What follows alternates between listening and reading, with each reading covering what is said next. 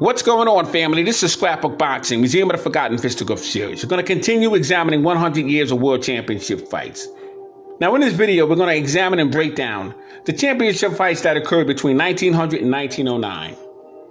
May 11th, 1900, World Heavyweight Champion James J. Jeffries knocks out former Heavyweight Champion James J. Corbin, Coney Island, with a vicious 23-round savage beating.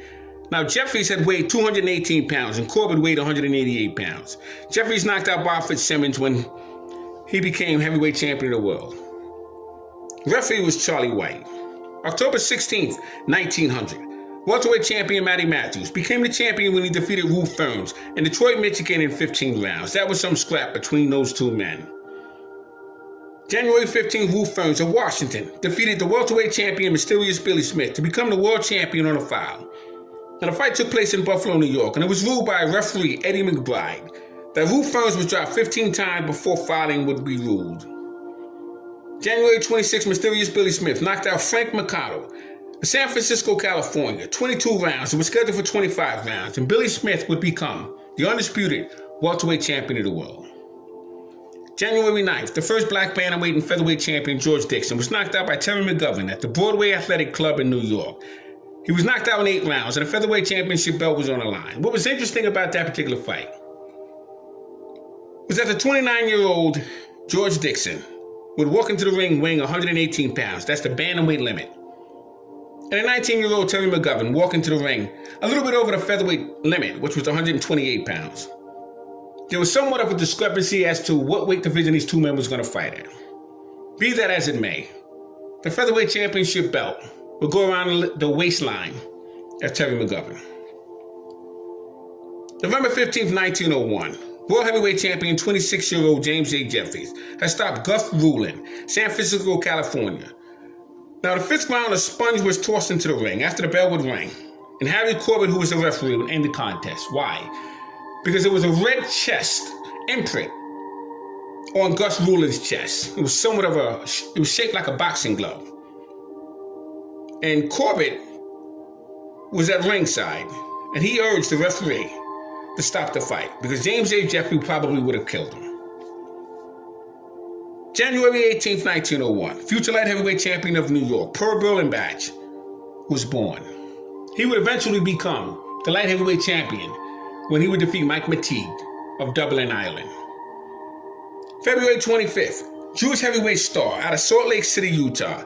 His name was George Owensky. Fought from 1888 to 1904. He would knock out future colored and world heavyweight champion Jack Johnson in 3 rounds. Both these men would enter the prison system. And at that point in time, Jack Johnson would be schooled by George Owensky. Johnson already had defensive skills, but he didn't have foot movement. And that's what George Owensky would teach him. March 4th, Redwood, New York. World middleweight champion Tommy Ryan has stopped welterweight and middleweight Tommy West.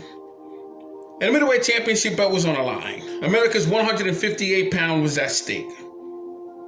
A very strong right hand was placed on the body of Tommy West, and he would go in the 17th round. What was interesting about these two men?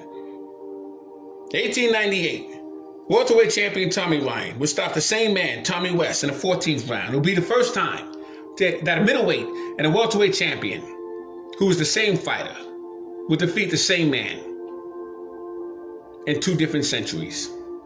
Incredible. Pancho Villa was born April 1st, 1901.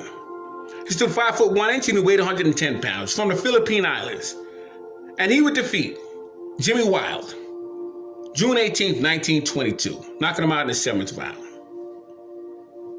March 16th, Frank Childs would defeat George Byers and claim the colored championship belt. April 20th, featherweight champion Terry McGovern of Brooklyn, New York, knocks out Minnesota Oscar Gardner. He had a fighting record of 89, 18, and 61. He was stopped 8 times. He stood 5 foot 3 inches and he had a 63-inch reach. Referee was Harry Corbett. He was stopped in the 4th round at Mechanics Pavilion, San Francisco, California. That fight was a bloody mess.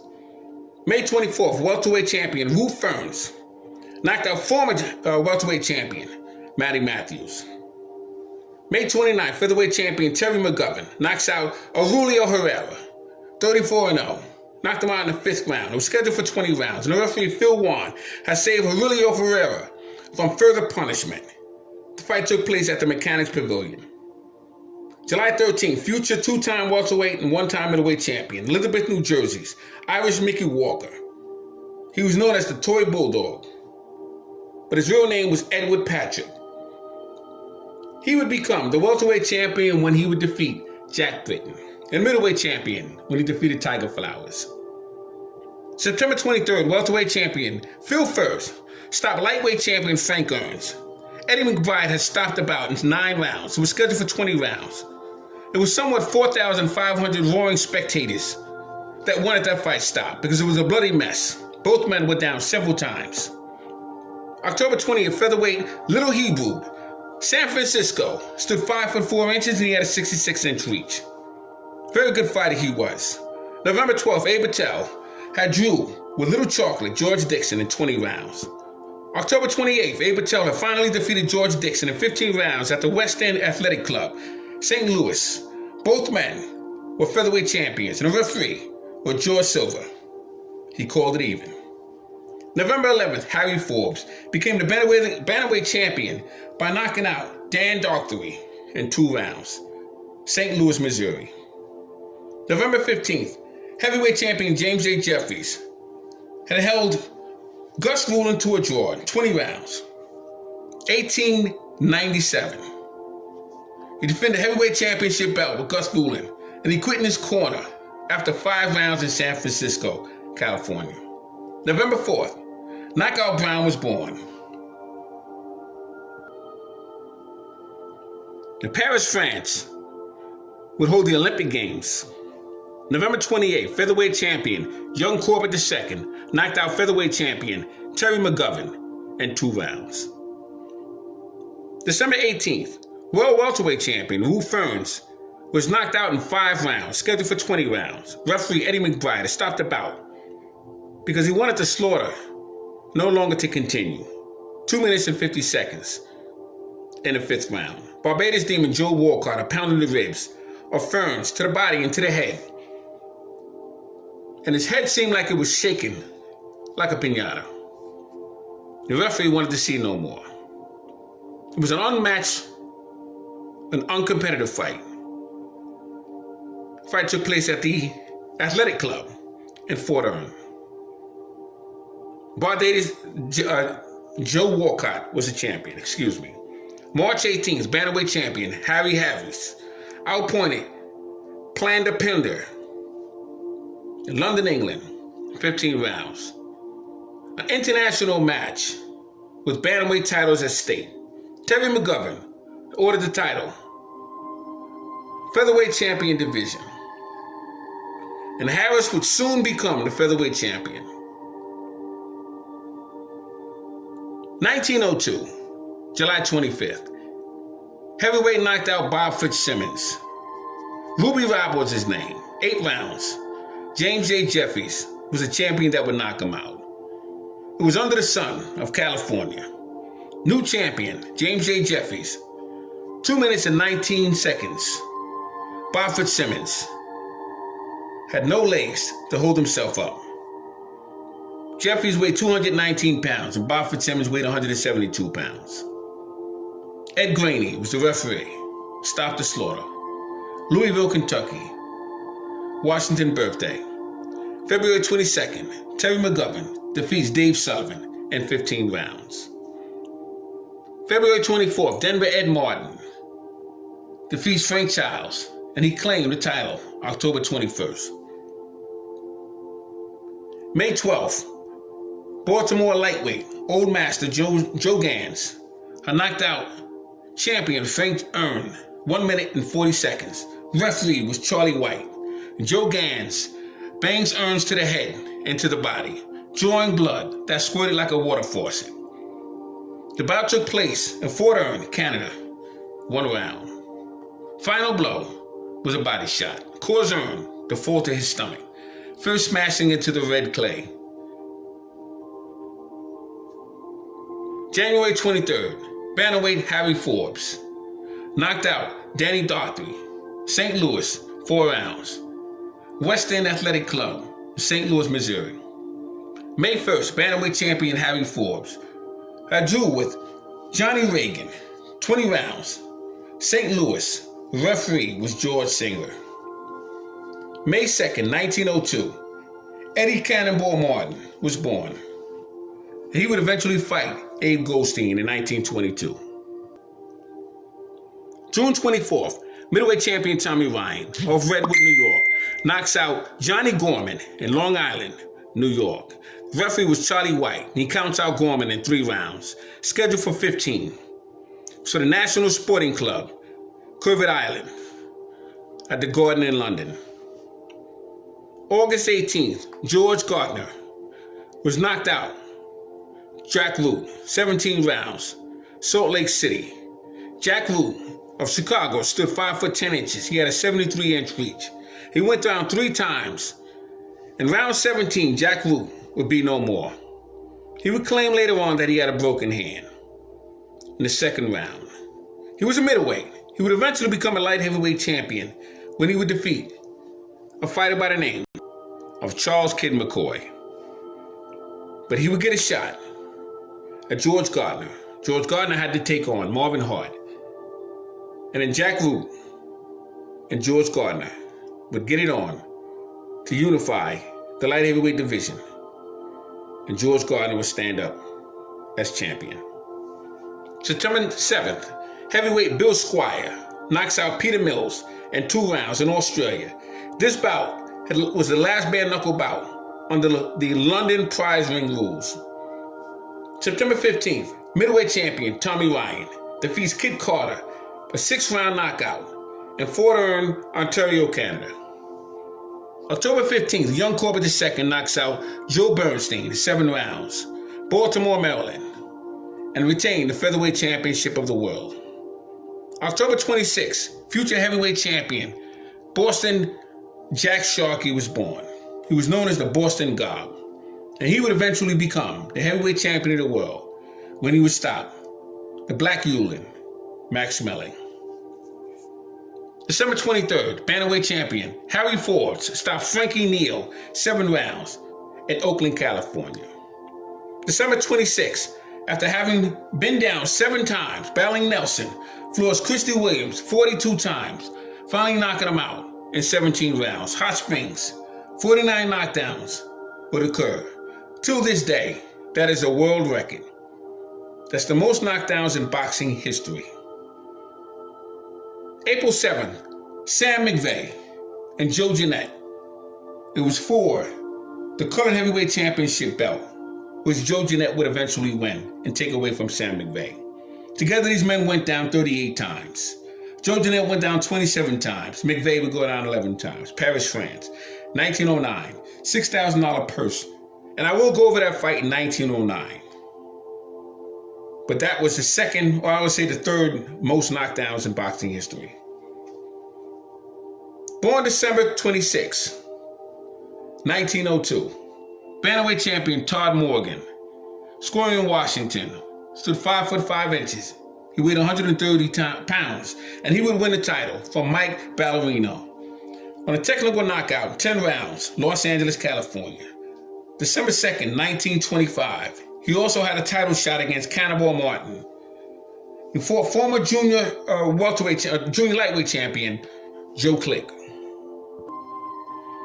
1903, January 14th, Young Corbett II knocks out Austin Rice in 18 rounds in Hot Springs, New York. It was defense of his title, 130 pounds. It was actually the lightweight championship belt, or the featherweight championship belt. Young Corbett II was born October 4th, 1880. He fought from 1896 to 1910. He stood 5 foot 2.5 inches. He was a featherweight champion. Had a fighting career record of 90 total bouts, 59 wins, 13 losses, 48 knockouts, and he was stopped 10 times. He would have 12 draws. February 3rd, 1903. The colored heavyweight champion, Denver Ed Martin, would lose his crown to the Galveston Giant, Little Arthur, Jack Johnson in 20 rounds. Martin went down 4 times. The referee, Harry Stewart, has seen enough. Fought from 1887 to 1931. He was 6'1" and and had a 74-inch reach. Jack Johnson had a fighting career record of 75 total bouts, 54 wins, 1 loss, 11 losses total, 34 knockouts. He was stopped 6 times and will have 7 draws. February 26, young Corbett II drew with Eddie Hamilton in defense of his featherweight championship belt, San Francisco, California. Corbett wins a 20-round draw. February 27, colored heavyweight champion Jack Johnson defends his belt against the future colored champion Sam McVeigh.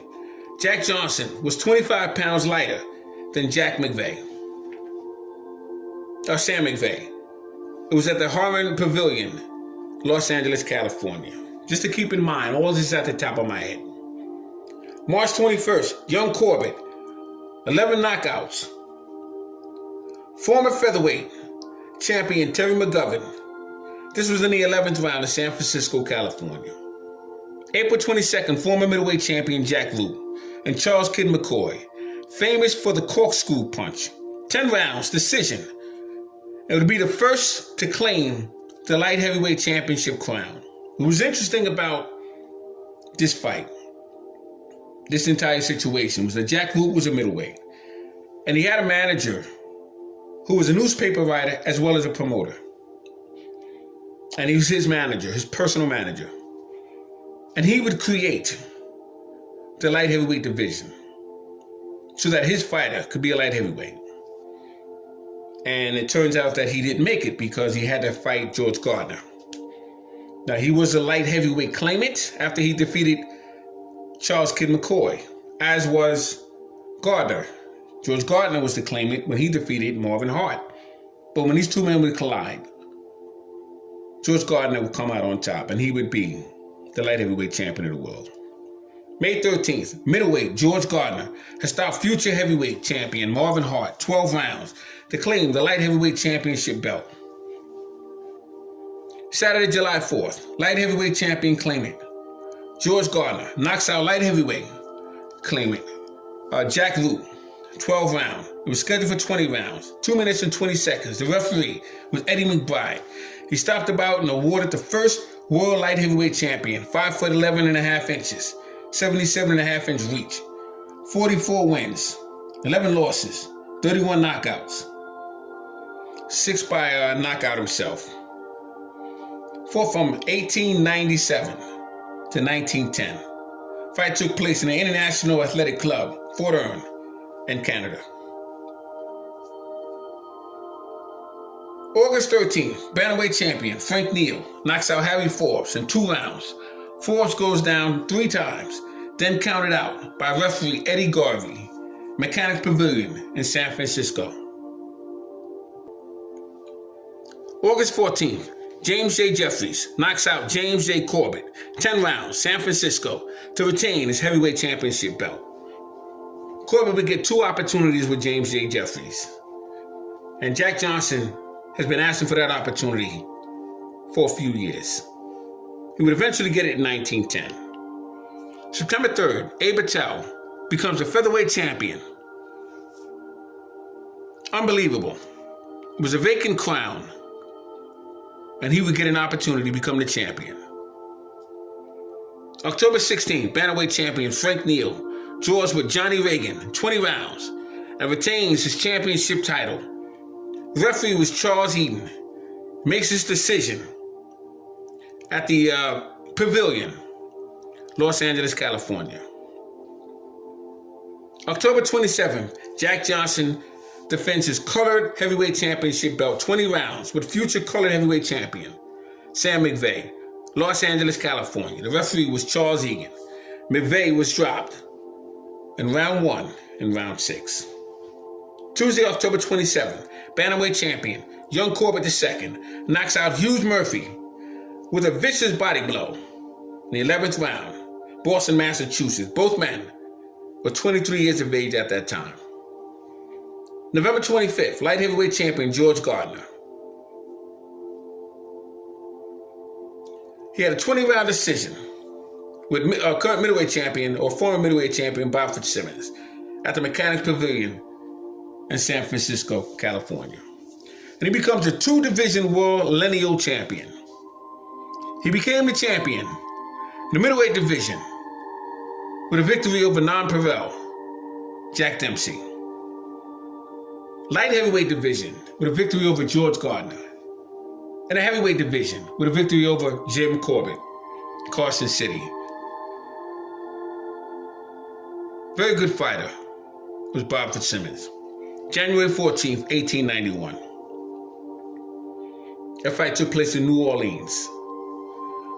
December 8th, future colored middleweight champion, Mexican, European, and Australian multiple colored heavyweight champion, 5 times to be exact, Sam Langford defeats world lightweight champion, Old Master Joe Gans. 15 rounds. It was a non-title fight. And what was interesting about that fight, it took place in Boston. Joe Gans, a day before, had fought Dave Holly in Philadelphia. And he had to travel 300 miles to Boston to take on Sam Langford. And it was supposed to be a title fight. But Langford was told he didn't have to worry about the weight. So they brought a scale out the day of the fight. And of course, Sam Langford was overweight. So it became a non-title fight. But Sam Langford would defeat Joe Gans. When he fought Dave Holly, it was December 7th, 1903.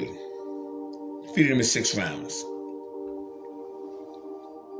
December 29th, featherweight champion, Young Corbett II, knocks out Eddie Hand, 16 rounds, San Francisco, California, in defense of his crown.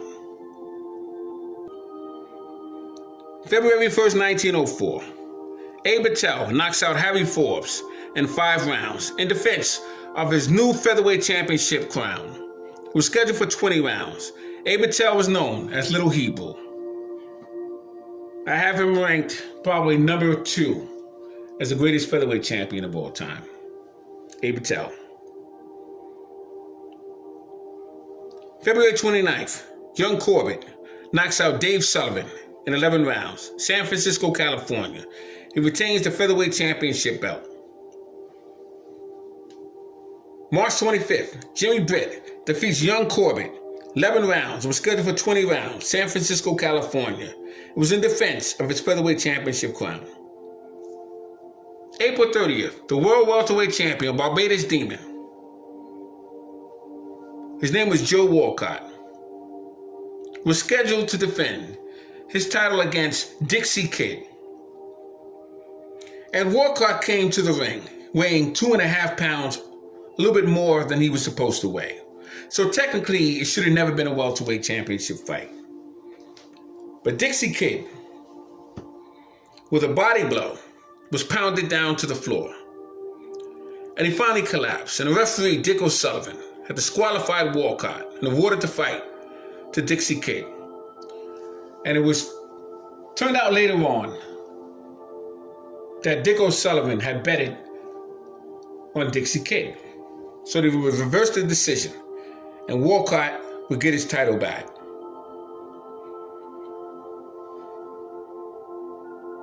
Now, what was amazing about that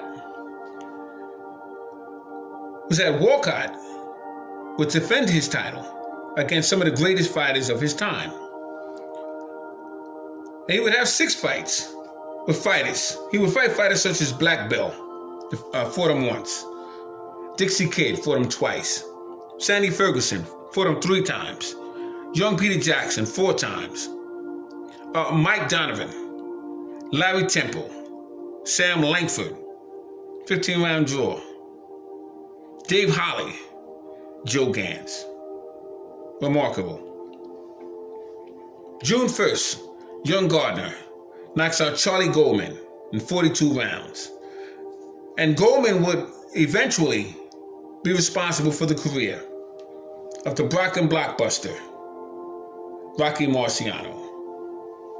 Rocky Marciano would become heavyweight champion in 1952 when he knocked out Jersey Joe Walcott in 13 rounds.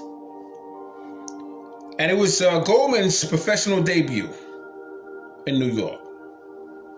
Remarkable. July 29th, lightweight champion Battling Nelson knocks out Eddie Horgan, 19 rounds, San Francisco, California. August 26th, World Heavyweight Champion James J. Jeffries knocks out Jack Monroe, 2 rounds, San Francisco, California. September 5th, Featherweight Champion Battling Nelson. He defeats Aurelio Herrera, 20 rounds, in Montreal, Canada. September 5th, Sam Langford faced the Barbados Demon Joe Walcott. September 5th, 1904. Lake Mass Coliseum, Manchester, New Hampshire. Referee was Owen Kennedy. It was a 15-round draw. September 30th, lightweight champion Joe Gans fights world welterweight champion Barbados Demon Joe Walcott, and it became a 20-round draw. Joe Walcott breaks his elbow and goes the distance to retain his welterweight championship belt. October 13th, Brooklyn's Tommy Sullivan knocks out featherweight Abe Attell, 5 rounds. St. Louis, that was an upset. He would win the world featherweight championship belt. Sullivan does not fight in 1905. By early 1906, the title was declared vacant. He didn't give a rematch to Abe Attell, who was known as Little Hebrew. October 17th, Joe Barler defeats Frankie Neal, 20 rounds in London, and he won a bantamweight championship belt. October 18th, colored world heavyweight champion Jack Johnson knocks out Denver Ed Martin in 2 rounds to retain his colored heavyweight championship crown. October 31st, lightweight champion Baltimore Old Master Joe Gans defeats Jimmy Britt after the referee would rule the bout a foul. In the middle of the 5th round, San Francisco, California, to retain his World Lightweight Championship belt. 1 month later, Joe Gans was given up the title, stating he could not make weight. 1904, the Olympic Boxing Club was added. And those games would produce some great fighters. 1929, Battling Nelson stopped Young Corbett II, 10 rounds, in San Francisco, California. December 20th, November 30th, 1904, Joe Gans outgrew the division and vacates the title. Jimmy Britt defeats Battling Nelson in 20 rounds and becomes the lightweight champion of the world. Now that's the end of 1904. I'm going to end this video at this moment. It's a lot of information before I get to 1909, so I'll do that in a separate video. So from 1905 to 1909, unbelievable. Those were championship fights, and we haven't even completed a decade. Scrapbook Boxing, Museum of the Forgotten Fisticuffs Series. All great fights and all great fighters will never be forgotten on my channel.